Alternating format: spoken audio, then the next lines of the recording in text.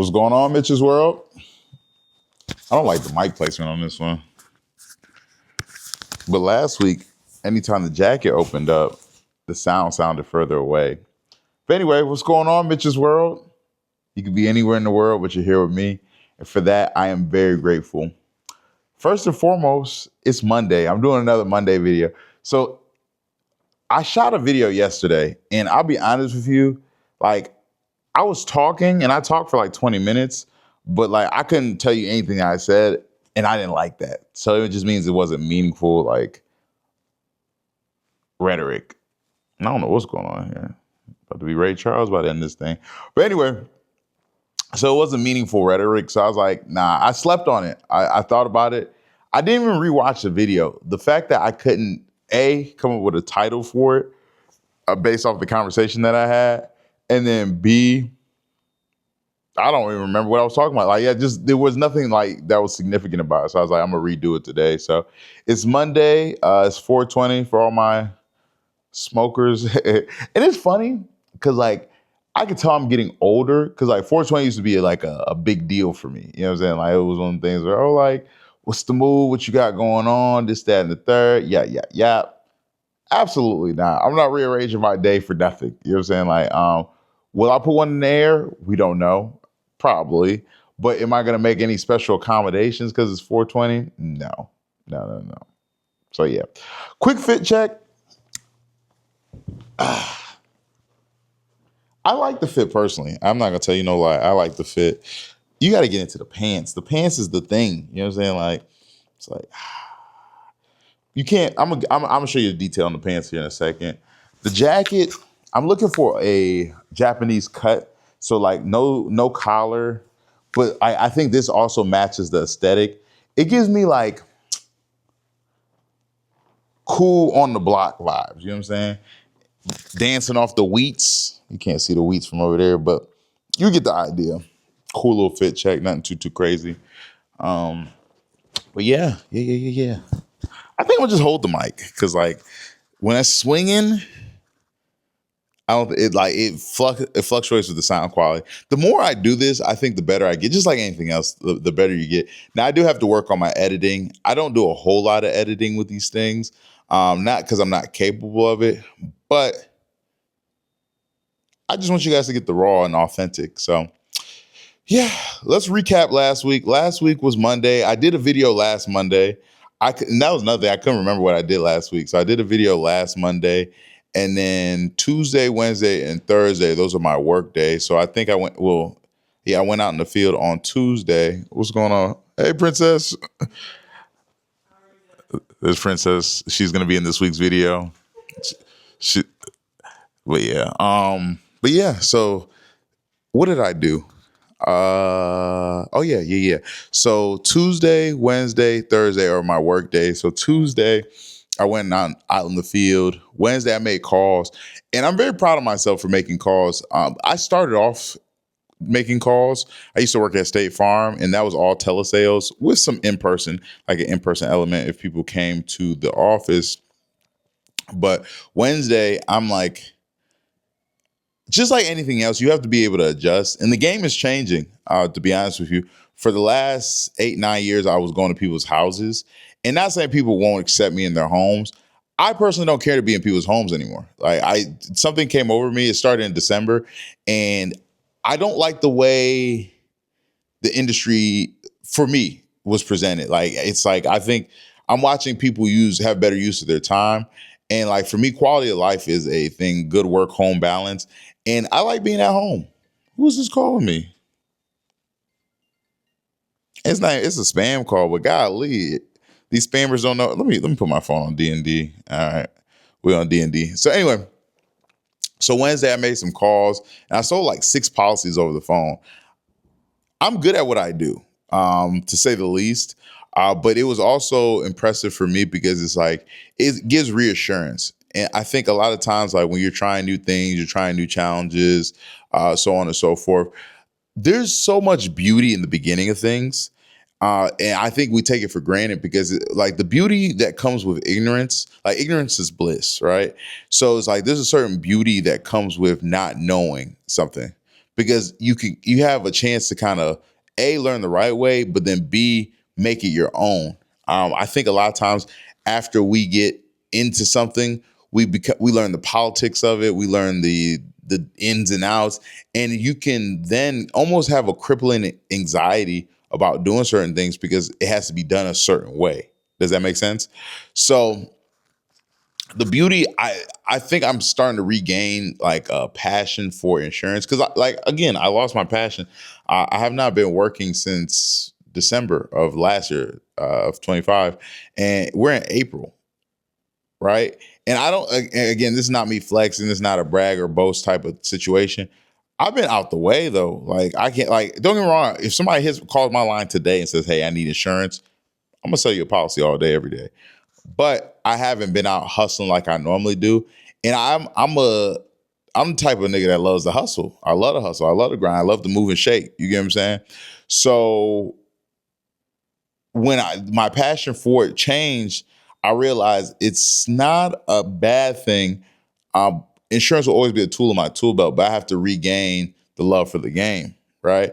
And I think me regaining the love for the game is kind of figuring out what the game looks like for me now as a vet. You know what I'm saying? When I came in as a rookie, they said, "Hey, we go to these clients, we knock their doors, we do X, Y, and Z, and we win this way." And that's what I did for the last 8 years, and it's paid me well. You get what I'm saying? But I now have to, like, especially as I try to hire younger people, like, I'll be honest with you, I wrote he's probably gonna see this. I wrote with my man Z, my mentee Z, like a week and a half ago, maybe 2 weeks ago. And like he fell asleep during the thing, during the ride along. And I wasn't mad at him. I don't blame him. Would I have fell asleep? Probably not. But at the same time, it's also not attractive. Like the game itself and how I present it to others. It's hard work. And it's like that's honestly why I can't keep agents for long periods of time, because a lot of people don't want to work hard. They like the idea of success, but they want success without the work. And that's one thing I realized about the younger generations. I sound like Unc in them, but at the same time, it's true. With the younger generations, niggas don't want to work for real. Niggas want to check. They want to do as minimal as possible and look as cool as possible while doing it, which I get. But unfortunately, that's not how life works. There's only a select few that get to live like a super wavy, cool life and earn the money they want to earn. I think that's a select few of people, but it's still work. You know, even if you look at artists, celebrities, whoever, they're still working. Their work just looks different than our work. So, but back to that was Tuesday, Wednesday, I made the calls. Thursday, I was back in the field. I like the 3-day hybrid schedule where it's like I will go in the field if I need to. I'm also gonna make the calls. So Friday, what did I do Friday? Friday just happened to. I was chilling. I didn't do too much of anything. Like I've really been in a chill space lately, and this weekend was very chill. Got out for a little bit, moved around the city, but then I also like just took it easy Sunday. Took it real easy Sunday. Like I said, the only thing I really did was do my long form video, and I didn't like it, so that was a waste of time, so to speak. And then what else? I couldn't tell you. That was it. Yes. Sir. Oh, and I cooked. I made some bomb Indian food. For you guys that don't know, I am a great cook. Like, not even to my own horn, but like, I'm comfortable enough to cook for the Obamas. That's how I feel personally in the kitchen. Am I like the best cook I know? No. I think so. My top 3 cooks, and this I'm biased. But my mom is my favorite cook by far. Like the lady doesn't miss. She doesn't cook like she used to, but she doesn't miss. Princess is number 2. Princess is a really good cook. That was Princess you guys saw in the video earlier. She's a really good cook. I trust her with my life. And then I'm gonna shout out Rev. Rev be cooking too. She be doing her thing. She's cooked for me several times. She's another one. Honorable mention, the homie D. D is a good cook as well. I think D cooks good soul food and stuff like that. So yeah. But anyway, I made this bomb Indian dish. I'll be all over the place. I'm glad you guys listen and follow, because I'm like, if I was you, I'm like, what is this nigga talking about right now? But I literally just be talking. So anyway, made this bomb Indian dish, and I usually okay, I'll walk you through it. So I use this curry paste or this Indian paste type thing with a light oil. For me personally, I've been saving bacon oil. So I had some bacon oil. So instead of using regular oil, I prefer the bacon oil. It has a little flavor to it. So did that with the paste and the curry at the bottom of the pan. Onions, garlic, chopped up, bang, added in there. Let that cook down for a little. Oh, and then bell peppers. Let that cook down for a little bit. Season it up with the seasonings. What else did I add? I had tomato and okra. Bang, bang. Add that. The okra is new. I've never tried okra in my Indian food, but I've had it before. So when I first started working at State Farm, I used to work next door to this Indian restaurant, and for lunch it was a buffet. A lot of Indian restaurants do that because a lot of people aren't hip to Indian food like that. So instead of you coming in and not knowing what to offer or order, excuse me, for lunch, they'll let you come in. You could try a bunch of things. And this is when I was in my big back era. I couldn't imagine living like this now, but like I would hit the buffet. And I'm talking about F the buffet up. You know what I'm saying? Like I'm talking about 3 plates in. Like I'm talking about, and can you imagine 3 plates on a lunch break? What kind of activity is that? What kind of activity is that? That's nasty work. So nasty work, bro. Just talk about loud. I was like, ugh, I can't eat like that now. You know what I'm saying? So I would eat 3 plates. And most of the time I was stoned anyway. So it's like I probably hit a little clip on the, you know what I'm saying, woo, woo, woo, and then 3 plates in, go back to work. And like how I was even staying up and functioning, nasty, diabolical. But anyway, so but I had a okra. I say all that to say I had Indian food with okra back then. And so I decided, I was like, man, I've been craving it. So I made it and it was really, really good. Had it dancing off the rice, real organic, good vibes, good stuff. So I cooked yesterday and that was my day. Today, I am chilling. Mondays are my day off. For you guys that don't know, Monday's day off. Friday, I will work, but appointment only. So like I have to have somebody like, hey, I need insurance, or like Friday's your only day to like link, connect, meet, and I'll do that. But outside of that, I'm on this 3 days a week hybrid schedule. Because right now, this year's a foundational year for me. And when I say foundation, I'm building up other things because as long as I'm waiting for insurance, not waiting, but as long as insurance is my like main bread and butter, I will always be a slave to others. Does that make sense? And most businesses that I deal with, because like I'm not like a tech guy or like a, I'm creating an app or anything like that. But I think in any business, you have to deal with other people to a certain capacity. And that's what I'm realizing now. Is like with insurance, the part of the game that I don't really care for is the people, unfortunately. And it's not all people, but it's certain mindsets that come with the people, my clientele, that after a while, it's kind of jarring. It's like, what are you talking about, bro? You know what I'm saying? This is your insurance. I've had people call me and be like, oh, did y'all get y'all money? Because if y'all don't get it, they're going to have to wait till next month. It's like, this is your insurance. But it goes to show you with the level of people I'm dealing with, right? Because that's not all my clients at all. Most of my clients are actually pretty good, but like the ignorant ones, the people that I have to kind of like force to do right with them for themselves and their situation, it's irritating. It's very annoying. And I'm one of those people. Is my mic dying? Did it die? Hello, hello, hello. Yeah, it died. That's crazy. Now I guess I gotta talk regular. Hold on, let me see if my other mic will work.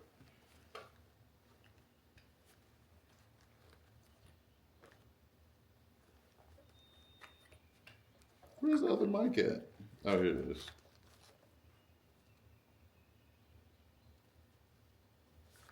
Yep, yep. Can you hear me? Yep, yep, yep.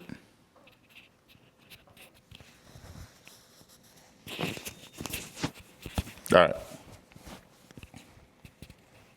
I gotta make sure it's connected. I don't know if it's connected now.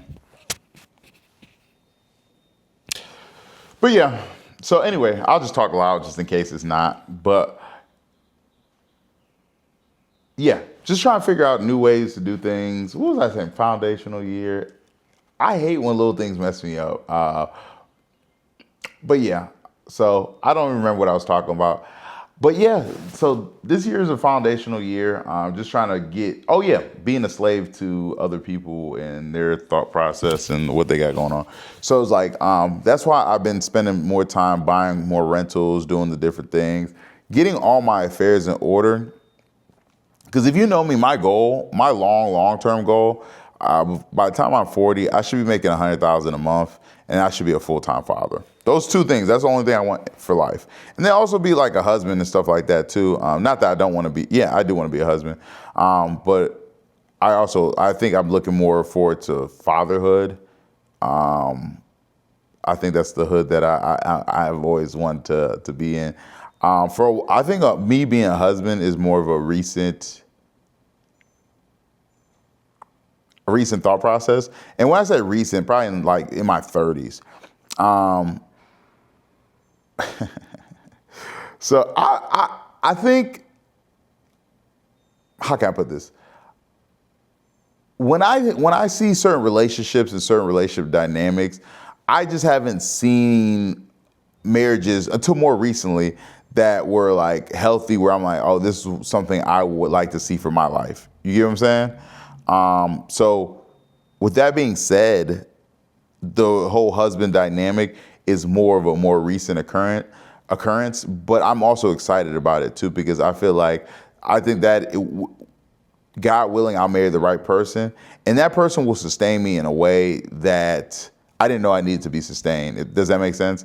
Whereas like the love that my wife will have for me, I pray, and the love I have for her will inspire others. Not even from a like, oh, I want to be in love type situation, but inspire others to just be good people. You know what I'm saying? Like to have because I think at the root of any relationship is a friendship, whether it's romantic, even with your parents, especially as you get older. I think there's a dynamic where they have to be disciplinary and do other things that way, so you're actually a decent person.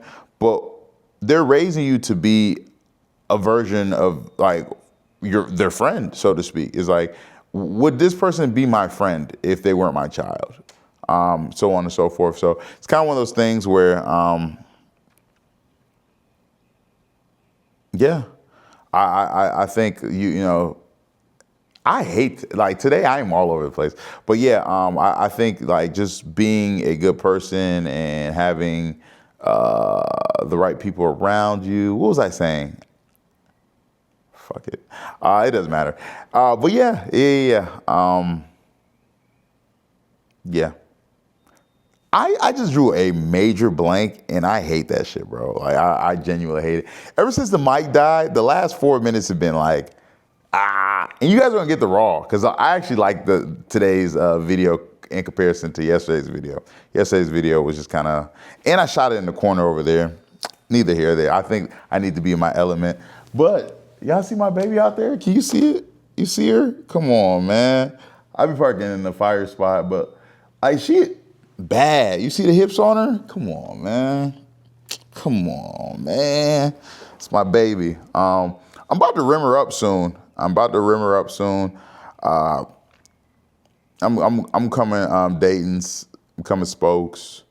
I'm probably gonna do the chrome spokes off the white wheels, white walls, just because like I already have a lot of chrome on there, and if I go gold accents, that's gonna cost me a lot more.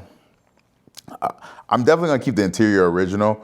I don't like, only thing, I would love to throw some speakers in her, but like I also don't want to be on no nigga shit either. You know what I'm saying? Like, but I think there's a right way to do it too, where I'm not on no nigga shit. I'm just gonna have to spend good money. But this is my first project, because like once she's done, because like once I rim her up, I'm not tinting the windows. Interior is perfect.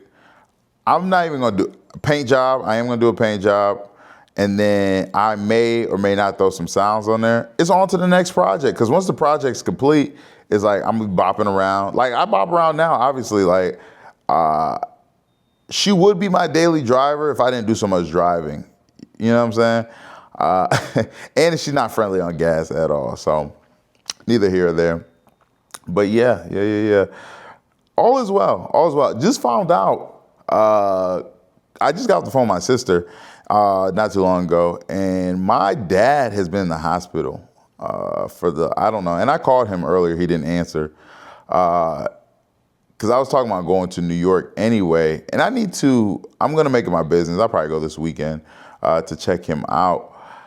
Us as men, I think one thing I learned from my father, and not saying it is what it is. This is my section of talking, so I'm gonna just speak my real. I don't know my father to have good community around him, like with other men. You get what I'm saying?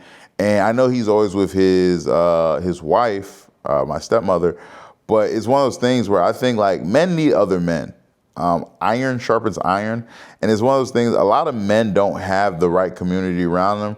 And the community they do have, a lot of men will either find, it's from one extreme to the next. Like you're gonna find men that hold you accountable or men that like enable you, you know? And I don't want any enabling man around me. I don't want anybody who's gonna enable me, but definitely like another man. Like I feel like what's the point of having my bro around or the homie around if you can't hold me accountable, if you can't help me like, no, you were wrong, you're tripping. You know what I'm saying? Or no, that was right. I see your point of view, you know, yeah.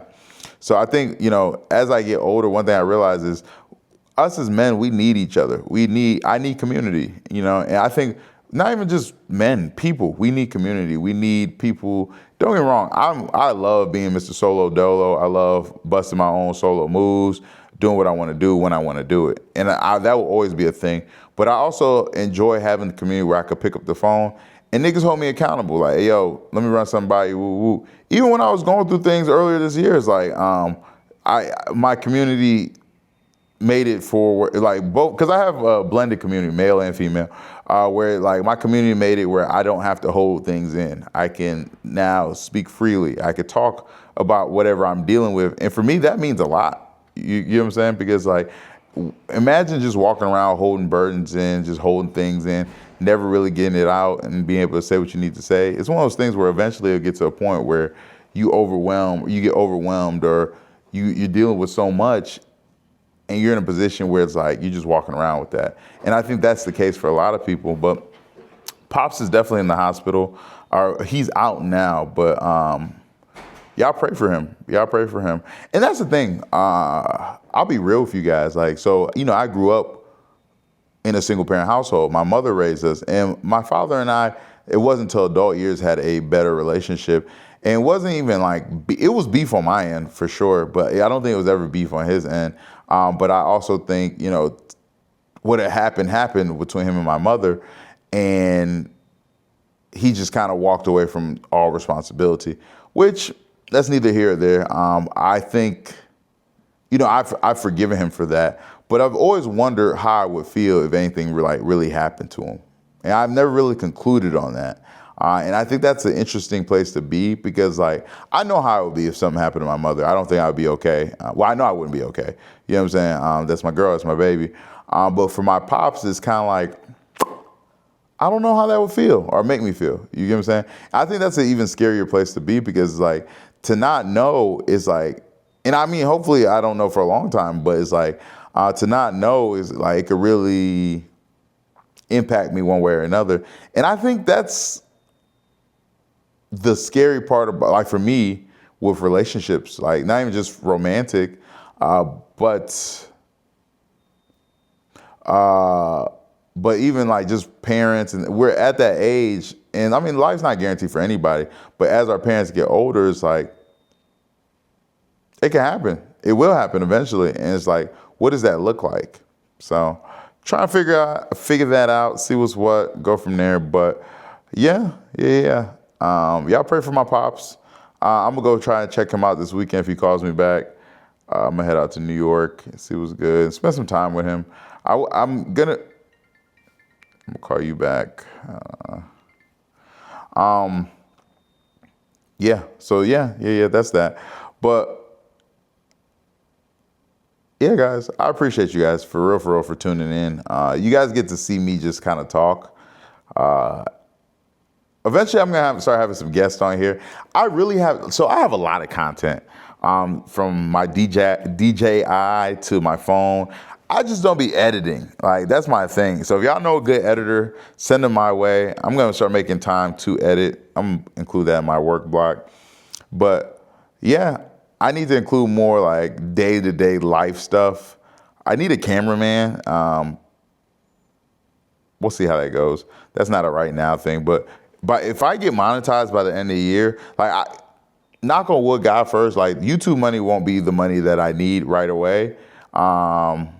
So once the YouTube money starts coming in, TikTok money, all that good stuff, I'm going to reinvest it all back into the business, from equipment to camera person to all the things. So you guys will, a consistent editor, you know what I'm saying? So you guys will definitely see the quality of my work go up. But as of right now, you get to listen to me talk. So a win is a win, you know. But guys, I really appreciate you tapping in, continuing to tap in, like, subscribe, share, do all the things. And I really appreciate you guys. Thank you.